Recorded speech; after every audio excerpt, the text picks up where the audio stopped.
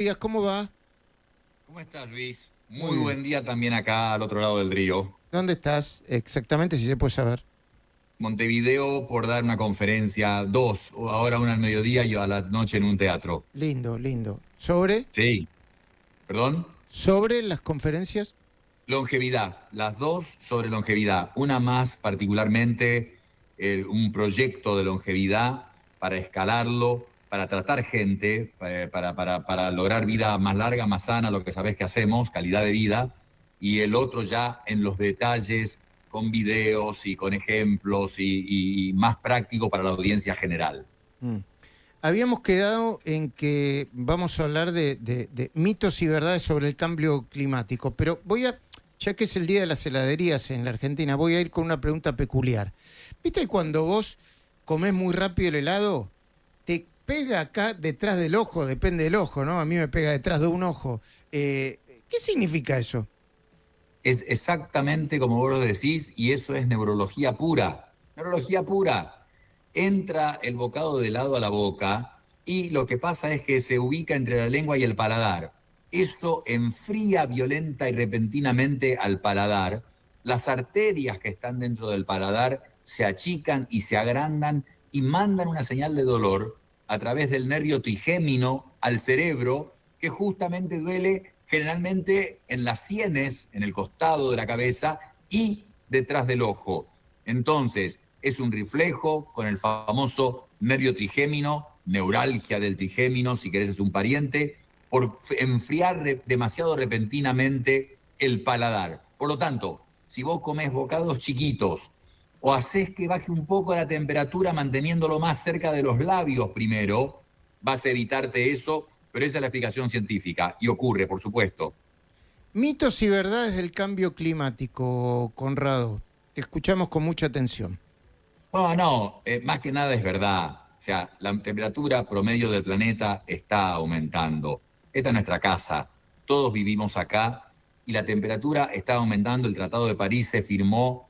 Vamos a hacer lo que haga falta, la emisión de carbono por la industria, por todo, de disminuir eso, ser más verdes, para que la temperatura no aumente tanto, que aumente 1,5 grados promedio en las próximas décadas. Y ya hemos llegado a un aumento de 2 grados desde ese Tratado de París. Es decir, se ha pasado eso. Y eso tiene consecuencias, Luis. No es discutible.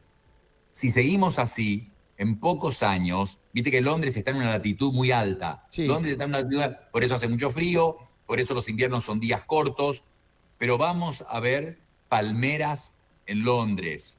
En Noruega, hoy, podés llegar a encontrar un vino. No va a ser el mejor del mundo, pero en pocos años los noruegos van a poder cultivar vid y van a tener muy buenos vinos porque la temperatura va a haber cambiado. Hay islas del Pacífico, cuidado, hay islas del Pacífico de plástico, porque las corrientes arrastran los desechos y forman islas en las que podés bajarte, caminar y hacerte una casita si querés, por el tamaño que tienen. Pero hay islas donde viven gente que van a ser tapadas por el agua. Y no una islita en el medio del Pacífico, que son así muchas de ellas. Cuidado con la costa de México, del Golfo de México. Cuidado con Brasil, lugares de Europa. Va a haber migraciones, se calcula de miles de millones de personas que van a tener que moverse, migrar, porque sus zonas no van a ser habitables, o por inundación, o por temperatura. Cuidado, la temperatura, el aumento no tiene que aumentar 10 grados promedio de la temperatura ambiente para que vos no puedas hacer más deporte al aire libre o no puedas trabajar al aire libre. El Kilimanjaro, miren fotos de 1960 del Kilimanjaro, miren las de hoy. Miren las de 1980 y miren de hoy. Mucha menos nieve. La gran barrera de coral, esa cosa tan bonita que hemos Ah, visto en sí. las películas, Cousteau, coloreada, toda coloreada, acá te voy a cerrar, toda coloreada, se está decolorando. Y los aviones van a notar que cuando viajan hay más turbulencia. Por el calor, al haber calor, el aire es menos denso, y por ahora es un poquito más de turbulencia, que puede ser molesto. Pero va a pasar que el avión, para sustentarse volando, tenga que ser más liviano y tenga que llevar menos gente, menos carga. El que vaya a Bolivia se va a dar cuenta que cuando despega en La Sí. Paz, el avión carretea mucho más tiempo, porque el avión no levanta, no genera presión para levantar. Entonces tienen que carretear más porque hay menos densidad de aire porque La Paz está muy alto. Eso va a pasar. Cierro con esto. Plásticos. Se publicó en la revista Nature, que estoy hablando de las mejores del mundo, como siempre citamos las buenas, que en el cerebro humano, en estudios de patología de personas que han muerto, se ha encontrado plástico, microplástico, nanoplástico, partículas de plástico con un peso equivalente. ¿Viste las cucharitas para el café que comprás caserito con vaso de telgopor, esa cucharita blanca de plástico? Pesa 7 gramos. En el cerebro se ha encontrado una cucharita de plástico, o sea, el equivalente en peso a una cuchara de plástico, y se ha visto que las personas con demencia tenían más plástico en el cerebro que las que no tenían demencia. Y las personas con ataque cardíaco, infarto de corazón y ACV tenían placas de colesterol con cantidad de plástico. También lo encontrás en el estómago, en el hígado. Es decir, el plástico que flota en el aire, de las bolsas de plástico, del agua que tomás o de las bebidas que tomás de una botella de plástico que tiene miles de partículas de plástico, de las ruedas de los autos que están en la calle contra el asfalto, sueltan plástico. Lo estás absorbiendo. No. No es una conversación de pánico la que doy. Estoy simplemente diciendo una realidad que está sucediendo y que vamos a poder contrarrestar con inteligencia los seres humanos. Vos sabés, Conrado, que cuando uno habla del cambio climático, parece tan grande y tan lejano cuando no le pasa, hasta que le pasa cerquita, ¿no? Qué sé yo, estoy pensando en Bahía Blanca, por otras razones que también tienen que ver con infraestructura, pero estoy pensando, bueno, yo tengo muchos amigos en España, lo que pasó en Valencia hace no mucho, con esas inundaciones tremendas. Y la gran pregunta que uno se tiene que hacer es, sin golpearse el pecho ni sentir que está hablando de una abstracción enorme, ¿qué es lo que puedo hacer desde uno mismo, ¿no? Para ayudar un poquitito, aunque parezca muy grande, ¿no? Y de muy buenas personas desde lo discursivo, para que impacte menos el cambio climático, desde uno mismo. Primero te confirmo lo que vos decís. Es perfecto lo que decís. Ese fenómeno meteorológico llamado Dana, que afectó Valencia.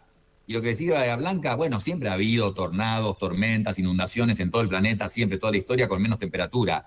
Pero ahora es más. Los incendios son peores. Las inundaciones son peores. Tenés razón, Luis. Cambio climático no es hablar de un pobre oso polar flotando en un pedacito de hielo. Es algo que nos afecta todos los días al lado nuestro. Entonces, ¿qué podemos hacer?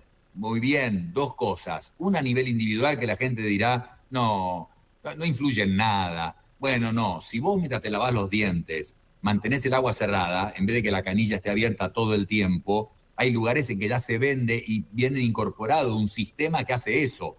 Entonces, si vos con solamente cerrar el agua mientras te estás lavando los dientes, en la ducha es muy incómodo apagar la ducha mientras te estás bañando, eso no. Pero la de la lavada de dientes estás ahorrando 60% de agua. Di un ejemplo mínimo. El no usar bolsas plásticas en el mercado, ya se hace en muchos países. Dame la de papel, dame la reciclada. Si hay nada más que plástica, que pueda haberlo en la Argentina, dame una sola. Algunas cosas las llevo sin bolsa, las llevo en la mano, más incómodo, sin bolsa. Y yo contamino menos en todo lo que puedo. Hago menos fuego. En Santiago de Chile ya no podés prender la chimenea. En invierno no la podés prender. Y en algunos lugares de Estados Unidos tenés que pedir turno para hacer una barbacoa, o sea, un asado que vos hagas con fuego. Porque, por ejemplo, en California tienen perfectamente medido el 20% de la polución del aire de California viene de China por el Pacífico, empujada por viento. El 20% llega de la China. Y vos me decís, polución del aire, todo esto. Pero claro que sí. El mosquito famoso, el Aedes aegypti, que contagia el dengue, la fiebre amarilla, en ciertos lugares no existía, porque no tenían la temperatura para reproducirse. Ahora lo han encontrado, en Estados Unidos casi no había, solo en algunas zonas del sur, muy al sur, cerca de México. Ahora lo han encontrado en San Francisco, a ese mosquito que transmite dengue. Entonces, es muy importante, cada uno podemos hacer, y lo importante son los gobiernos. Estuve en una reunión que convocó el Papa Francisco en el Vaticano por cambio climático, y había gente de China, el gobernador de California justamente, alguien de Brasil. ¿Por qué? Porque, a ver, el Amazonas son 7 millones de hectáreas. Sí. 7 millones, Luis, en 8 países, principalmente en Brasil, pero 8 países abarca el Amazonas. Ahora, te cuento algo. Hay 40.000 incendios intencionales por año en el Amazonas Wow. para deforestarlo. Gente que lo quiere deforestar para plantar. Entonces, el Amazonas, que era un productor de agua, toneladas de agua por día producía y absorbía dióxido de carbono. El dióxido de carbono, que aumenta la temperatura, que la retiene en el espacio, el Amazonas era el pulmón del planeta, se llamaba el pulmón del planeta. En los últimos años, la selva del Amazonas, en vez de absorber dióxido de carbono, se ha transformado en un emisor de dióxido de carbono. Claro. Entonces, los gobiernos pueden hacer cosas y nosotros con nuestra pequeña contribución. Pero los gobiernos, porque la mayor contaminación, la mayor emisión de carbono es por las industrias Claro. de eléctricas, Claro. por el comercio, por incluso nuestras casas, el transporte, no tanto los aviones, el transporte de autos. En la pandemia, que cierro con esto, en la pandemia que se cortó el tránsito, por ejemplo, en Katmandú hacía décadas que no se veía el Everest por la polución del aire. Dejaron de manejar autos, Y empezar. se vio el Everest. En Nueva Delhi, caminar un día por Nueva Delhi es como fumar un paquete de cigarrillo. Durante la pandemia no habían visitas a la sala de emergencia. Normalmente en Nueva Delhi, todos los días miles de consultas por conjuntivitis, por ataques de asma, por infartos causados por la polución del aire. Hay veces que tienen que salir los bomberos a regar el aire para que se depositen las partículas en los países asiáticos, que son los que más contaminación tienen. Los más vulnerables, más contaminación. Así que hay mucho que se puede hacer. No, y después hay una gran discusión que yo siempre en estos casos se la dejo a los expertos la discusión, sobre todo porque no tengo la menor idea. Acá, por ejemplo, Alejandro García, que es un oyente habitual, dice, che, pero los escapes de los colectivos tienen un impacto mucho mayor que no sé cuántas bolsas de plástico. Se está discutiendo en el mundo el uso de energías más limpias y las grandes petroleras en el mundo ya saben que van hacia una producción de energía más limpia, no sé, que el hidrógeno verde es la energía, creo que es el hidrógeno verde, yo lo digo siempre desde mi ignorancia. O sea, hay que escuchar a los expertos y hay que escuchar los intereses que hay alrededor de esto, ¿no? Porque cada industria tiene su argumento y su razón de ser, ¿no, Conrado?